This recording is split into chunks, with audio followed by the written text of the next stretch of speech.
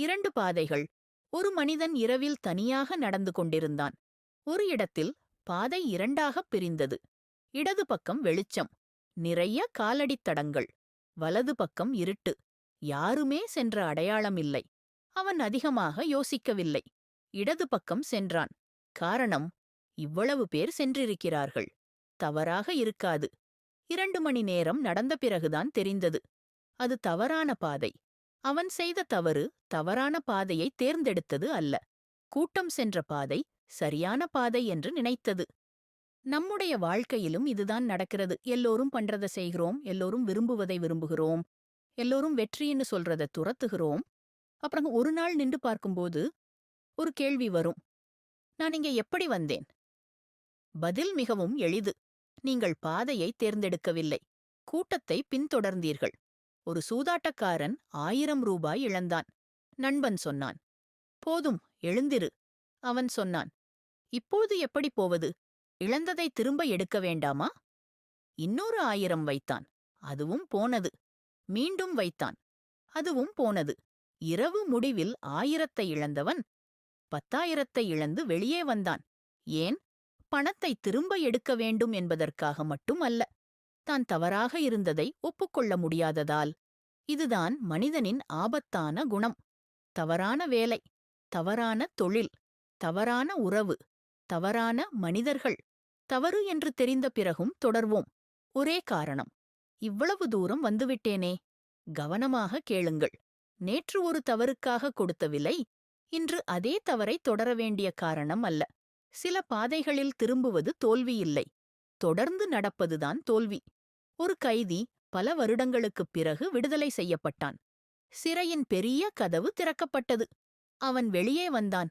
கொஞ்ச தூரம் நடந்தான். நின்றான். திரும்பி அந்த சிறையை பார்த்தான். அவனுக்கு ஒரு விசித்திரமான பயம் வந்தது. சிறைக்குள் என்ன நடக்கும் என்று அவனுக்குத் தெரியும். எப்போது சாப்பாடு, எப்போது தூக்கம், எப்போது கதவு திறக்கும், எப்போது மூடும், எல்லாம் தெரியும். வெளியே ஒன்றுமே தெரியாது. இதுதான் மனித மனத்தின் விசித்திரம். சில நேரங்களில் சுதந்திரத்தை விட பழகிய சிறை பாதுகாப்பாகத் தெரியும். அதனால்தான் சிலர் பிடிக்காத வேலையை விடமாட்டார்கள். மகிழ்ச்சியில்லாத வாழ்க்கையை மாற்றமாட்டார்கள். தங்களுக்கு மதிப்பு இல்லாத இடத்திலேயே இருப்பார்கள். வெளியே வர கதவு இல்லை என்பதற்காக அல்ல. கதவுக்கு வெளியே என்ன இருக்கிறது என்று தெரியாததால். ஒரு மனிதன் தினமும் காட்டுக்குள் சென்று மரம் வெட்டினான். முதல் நாள் 10 மரங்கள், அடுத்த நாள் 8, அடுத்த நாள் 6, பிறகு 4. அவன் இன்னும் அதிகமாக உழைத்தான். காலை சீக்கிரம் வந்தான். இரவு வரை வெட்டினான். ஆனாலும் மரங்களின் எண்ணிக்கை குறைந்து கொண்டே போனது. ஒரு வயதானவர் அவனை பார்த்து கேட்டார், கடைசியாக எப்போது கோடரியை கூர்மைப்படுத்தினாய்? அவன் சொன்னான், அதற்கெல்லாம் நேரமில்லை. நான் மரம் வெட்ட வேண்டும். இதுதான் பலருடைய வாழ்க்கை. அவர்கள் சோம்பேறிகள் இல்லை, கடுமையாக உழைக்கிறார்கள். ஆனால் ஒரே இடத்தில், ஒரே முறையில், வருடக்கணக்கில். பிறகு முன்னேற்றம் இல்லை என்று வருத்தப்படுகிறார்கள். உழைப்பது மட்டும் போதாது. சில நேரங்களில் நிறுத்தி, நீங்க பயன்படுத்தும் கோடரியை பார்க்க வேண்டும். உங்கள் அறிவு வளர்கிறதா? உங்கள் திறமை வளர்கிறதா? உங்கள் மதிப்பு வளர்கிறதா? இல்லையென்றால் நீங்கள் வேகமாக உழைக்கிறீர்கள், ஆனால் முன்னேறவில்லை. ஒரு இளைஞன் ஒரு வயதானவரிடம் கேட்டான், உங்கள் வாழ்க்கையில் செய்த மிகப்பெரிய தவறு என்ன? வயதானவர் சொன்னார், நான் செய்த தவறுகள் இல்லை. அப்படியென்றால்? அவர் சில நொடிகள் அமைதியாக இருந்தார். பிறகு சொன்னார், செய்ய வேண்டும் என்று நினைத்தும் செய்யாமல் விட்ட விஷயங்கள். இதில் ஒரு கொடூரமான உண்மை இருக்கிறது. நீங்கள் முயற்சி செய்து தோற்றால் குறைந்தபட்சம் என்ன நடந்தது என்று தெரியும். பணம் இழந்தீர்கள், பாடம் கற்றீர்கள், மீண்டும் ஆரம்பிக்கலாம். ஆனால் முயற்சியே செய்யலை என்றால் ஒரு கேள்வி மட்டும் மிச்சம். செய்திருந்தால் அதற்கு யாராலும் பதில் சொல்ல முடியாது. ஏனென்றால் அந்த பதில் நீங்கள் வாழாத வாழ்க்கையில் இருக்கிறது. ஒரு அரசன் தனது 2 தளபதிகளை சோதித்தான். இருவரிடமும் ஒரே கேள்வி, எதிரி நாளை தாக்கினால் என்ன செய்வாய்? முதல் தளபதி உடனே சொன்னான், அவர்களை அழித்து விடுவேன். அரசன் 2வது தளபதியை பார்த்தான். அவன் சொன்னான், முதலில் அவர்கள் எங்கிருந்து வருகிறார்கள் என்று பார்ப்பேன். எத்தனை பேர் என்று பார்ப்பேன். அவர்கள் உணவு எங்கிருந்து வருகிறது என்று பார்ப்பேன். நான் தோற்றால் எங்கே பின்வாங்க வேண்டும் என்பதையும் பார்ப்பேன். முதல் தளபதி சிரித்தான். போருக்கு முன்பே தோல்வியைப் பற்றி யோசிக்கிறாயா?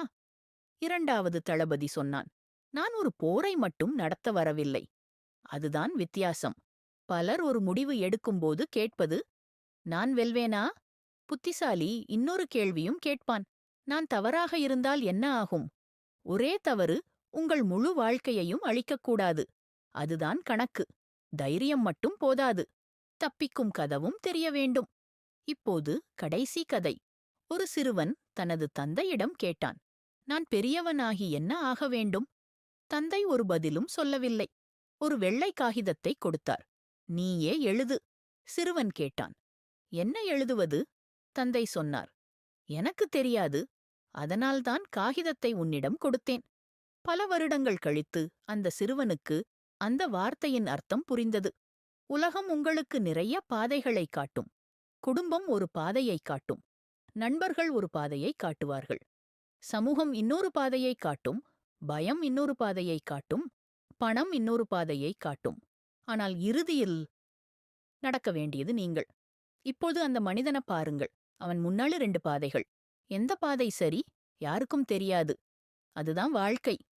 எந்த முடிவுக்கும் முழு உறுதி கிடைக்காது. ஆனால் ஒண்ணு மட்டும் உறுதி. நீங்க முடிவு எடுக்காமல் இருந்தாலும் நேரம் முடிவு எடுத்துக்கிட்டே இருக்கும். தவறான பாதையில் சென்றால் திரும்பலாம். தோற்றால் மீண்டும் முயற்சி செய்யலாம். பணம் போனால் மீண்டும் சம்பாதிக்கலாம். இடம் தவறானால் மாறலாம். ஆனால் 40 வயதுல 30 வயதை திரும்ப வாங்க முடியாது. 50 வயதுல 40 வயதை வாங்க முடியாது. அதனாலதான் சில முடிவுகளை பணத்தில் அளக்க முடியாது. அவற்றின் விலை நேரம். எனவே ஒவ்வொரு பாதையையும் பார்த்து எது பாதுகாப்பானது என்று மட்டும் கேட்காதீர்கள். ஒரே ஒரு கேள்வியை கேளுங்கள். இந்த பாதையில் இன்னும் 10 வருடம் நடந்த பிறகு நான் யாராக இருப்பேன்? அந்த பதில் பிடித்திருந்தால் நடங்கள். பிடிக்கவில்லை என்றால் பாதையை மாற்றுங்கள்.